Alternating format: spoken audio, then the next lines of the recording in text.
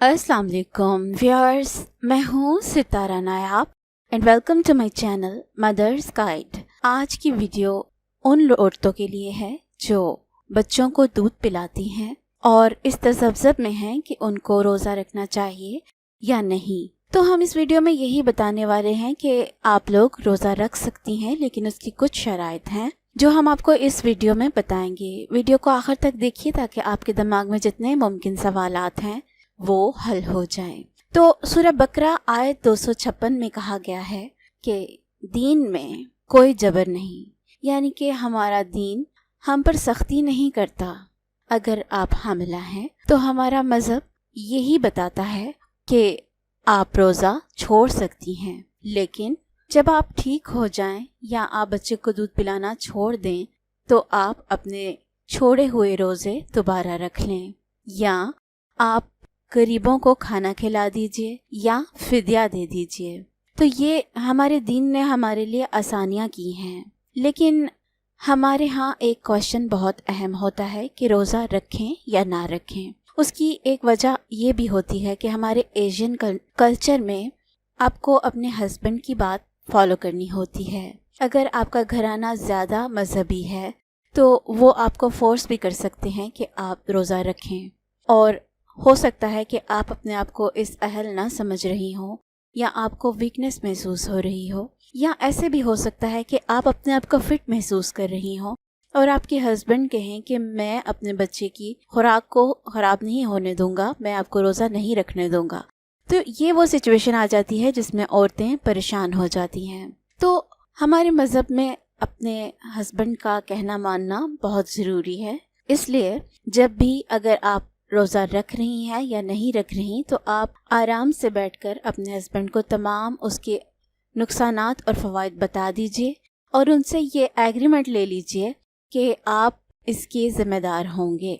अगर बच्चे की सेहत पे असर पड़ता है तो वो ज़िम्मेदार होंगे, और अगर आपकी तबीयत ख़राब होती है तो उसके लिए भी वही ज़िम्मेदार होंगे। तो ये वो चीज़ है। अब बात यह है कि आप लोग रोज़ा रख सकती हैं, लेकिन तब जब आपका बच्चा 6 महीने से बड़ा हो, क्योंकि 6 महीने का बच्चा कुछ ना कुछ खाना शुरू हो जाता है। वो टोटली माँ के दूध के ऊपर डिपेंडेंट नहीं होता। अगर उसको वहाँ से कमी हो भी जाए तो वो खा कर अपनी कमी पूरी कर सकता है।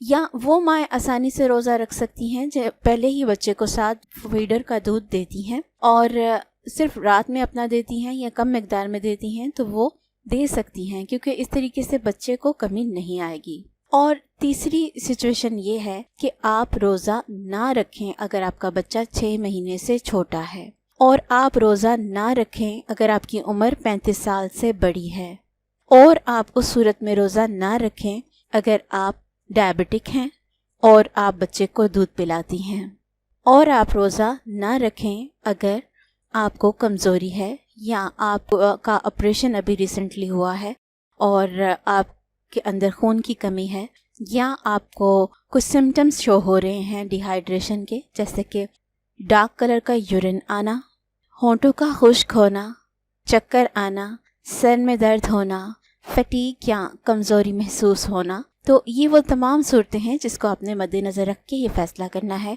कि आपको रोज़ा रखना चाहिए या नहीं। अगर आपका बच्चा 6 महीने का हो चुका है तो लुटीना एंथनी कहती हैं अपने आर्टिकल में कि आपको छोड़ छोड़ के रोज़े रख लेने चाहिए। इस तरीके से आप रोज़े में शामिल भी हो जाएंगी और बच्चे के ऊपर ख़ास बुरे असरात नहीं पड़ेंगे। तो इसमें आप यूँ भी कर सकती हैं कि 2 रोज़े रख के एक छोड़ लें, या 1 रोज़ा रख के एक छोड़ लें, और जो बाकी रह गए हों उनको बाद में आप पूरा कर लें या उनका फिदिया दे दें। तो ये अब आपके अपनी हेल्थ के ऊपर है कि आप अपने आप को फील क्या करती हैं। क्या रोज़े के असरात दूध पर होते हैं? ये आपका एक और क्वेश्चन होता है। तो जी बिल्कुल होते हैं। क्या होते हैं? बेसिक जो न्यूट्रिएंट्स होते हैं दूध में, जो कि मैक्रो न्यूट्रिएंट्स होते हैं, वो सेम रहते हैं। यानी कि बज़ाहिर माँ को दूध आ रहा होता है, उसमें कमी नहीं होती, लेकिन जो उसमें माइक्रो न्यूट्रिएंट्स होते हैं जिसमें मैग्नीशियम, पोटाशियम वगैरह शामिल हैं, उनमें कमी आ जाती है। कुछ बेसिक विटामिन्स के अलावा बाकी विटामिन्स की भी कमी हो जाती है। इसलिए दूध तो बच्चे को मिलता है, लेकिन उसकी क्वालिटी ख़राब हो जाती है।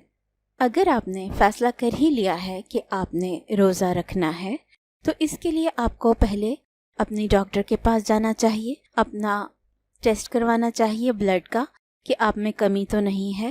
اس کے علاوہ آپ کو معلوم ہونا چاہیے کہ آپ ڈائبٹک تو نہیں ہیں، آپ ہائپر ٹینسو تو نہیں ہیں، اور اگر یہ چیزیں نہیں ہیں تو پھر آپ نے اپنے آپ کو ویل ہائیڈریٹڈ رکھنا ہے، جیسے کہ میں نے اپنی پچھلی ویڈیو میں آپ کو بتایا ہے کہ آپ لوگوں کو یہ کرنا چاہیے کہ جتنے گھنٹے آپ کے لیے اوپن ہوتے ہیں کھانے پینے کے لیے، اس میں آپ نے ہر گھنٹے میں کم از کم 1 گلاس پانی ضرور پینا ہے۔ اگر آپ دودھ پلاتی ہیں یا آپ حاملہ ہیں، واچ رکھ لیں جس کے اوپر ریمائنڈرز ہوں تاکہ آپ سے پانی مس نہ ہو۔ اگر ایک ٹائم آپ نے فار ایگزامپل لسی پی ہے تو دوسرے ٹائم آپ جوس پی سکتی ہیں، تیسرے ٹائم آپ پانی پی سکتی ہیں، اور چوتھے ٹائم آپ چیا سیڈ کے ساتھ نیم گرم پانی پی سکتی ہیں۔ تو یہ چیزیں آپ نے سوچنی ہے کہ آپ کس طریقے سے اپنے جسم میں نیوٹرینٹس کا لیول مینٹین رکھیں اور اس طرح سے آپ روزہ رکھ لیں۔ اس کے علاوہ اگر آپ روزہ رکھ رہی ہیں، بظاہر آپ کو تو کوئی مسئلہ نہیں ہو رہا، لیکن آپ کے بچے پہ کچھ اثرات نمایاں ہو رہے ہیں۔ وہ اثرات کیا ہیں؟ وہ اثرات یہ ہیں کہ آپ کا جو بچہ ہے وہ نان سٹاپ رونا شروع ہو گیا ہے، یا بہت کم ڈائپرز آپ اس کے چینج کر رہی ہیں، جس کا مطلب یہ ہوتا ہے کہ اس کو ڈی ہائیڈریشن ہو گئی ہے، یا اس کے جسم میں پانی کی کمی ہو گئی ہے، یا آپ کو لگے کہ وہ گرین کلر کا سٹول پاس کر رہا ہے، یا آپ کو یہ لگے کہ بچے کا وزن پہلے سے کم ہو گیا ہے۔ تو یہ کچھ نشانیاں ہیں، اگر جو آپ کے بچے پہ نمایاں ہوں تو آپ کو فوری طور پہ اس کو ڈاکٹر کے پاس لے کے جانے کی ضرورت ہے۔ اگر وہ کچھ میڈیسنز دیں یا اس کو کوئی ڈرپ لگانا چاہیں تو آپ وہ ضرور کروائیے، لیکن آپ نے جب بھی روزہ رکھنا ہے تو نہیں جا رہے۔ مختصراً میں یہ کہنا چاہتی ہوں کہ عورت اپنی سب سے بڑی ڈاکٹر ہوتی ہے، وہ اپنی ہیلتھ کو دوسروں سے زیادہ سمجھتی ہے۔ آپ نے دوسروں کے مشوروں پہ نہیں چلنا، یہ آپ کا اور آپ کے اللہ کا معاملہ ہے۔ آپ کو معلوم ہے کہ آپ روزہ رکھ سکتی ہیں یا نہیں رکھ سکتی۔ ہماری سجیشن ان شارٹ میں یہی ہے کہ اگر 6 مہینے سے چھوٹا بچہ ہے تو آپ روزہ نہ رکھیں، اگر 6 مہینے ہو چکے ہیں تو آپ روزہ رکھیے، لیکن جیسے ہی آپ کو کمزوری محسوس ہونے لگے یا آپ کو اپنے بچے کی طبیعت میں چینج محسوس ہو تو آپ روزہ سکپ کر کے رکھنا شروع کر دیں یا آپ روزہ چھوڑ دیں۔ یہ آپ کی اپنی ہیلتھ کے اوپر ڈیپینڈ کرتا ہے۔ تو اپنے آپ کا اچھی طریقے سے جائزہ لیجئے، اور اگر آپ روزہ رکھ رہی ہیں تو اپنی فوڈ کو آپ نے بہت اچھے سے مینیج کرنا ہے، جیسے کہ میں آپ کو بار بار سمجھاتی ہوں کہ آپ نے ہر طرح کے نیوٹرینٹس کو اپنی فوڈ میں ایڈ کرنا ہے، جس میں آپ نے کوشش کرنی ہے کہ ایسی چیزیں استعمال کریں جن کا جی آئی لیول زیادہ ہو، یعنی کہ وہ دیر سے ہضم ہوتی ہوں، جیسے کہ پروٹین، گوشت، چکن۔ اس طرح آپ کے جسم میں آہستہ آہستہ وہ چیزیں ڈائجسٹ ہوتی ہیں۔ اس کے علاوہ سحری ٹائم آپ نے نٹس ضرور کھانے ہیں، اس سے یہ ہوگا کہ آپ کو جو بیسک نیوٹرینٹس ہیں وہ آپ کو مل جائیں گے، اور شیئر سیڈ کا میں آپ کو پہلے بھی بتا چکی ہوں، یعنی کہ تخم ملنگا جسے کہتے ہیں، اس کو آپ نے افطاری میں بھی اپنے ڈرنک میں ڈال کے پینا ہے، اور سحری سے پہلے بھی آپ نے گلاس میں پانی کے ساتھ پی لینا ہے۔ آپ چاہیں تو اس کو بھگو کے پی سکتی ہیں، اور اگر آپ چاہیں تو اس کو ایز سچ بھی اسپون میں لے کر پانی کے ساتھ پی سکتی ہیں۔ امید ہے کہ میں نے آپ کے تمام ڈاؤٹس کا جواب دے دیا ہے، اور آپ لوگ بے فکر ہو کر اپنے روزوں کو پلان کر لیجئے، اور اگر آپ نے ابھی تک خوف سے صرف چھوڑے ہوئے تھے روزے تو ان کو رکھ لیجئے، اور اگر آپ نے صرف اس لیے رکھ رہی تھیں کہ ہم پہ سختی نہ ہو جائے اللہ پاک کی، تو آپ اس کو سکپ کر لیجئے۔ اور اس ویڈیو کو ان فیمیلز کے ساتھ شیئر کرنا بالکل نہ بھولیں جن کا بچہ گود میں ہے یا وہ جس کو دودھ پلاتی ہیں۔ نئی ویڈیو آنے تک اپنا بہت سا خیال رکھیے۔ Take care. اللہ حافظ۔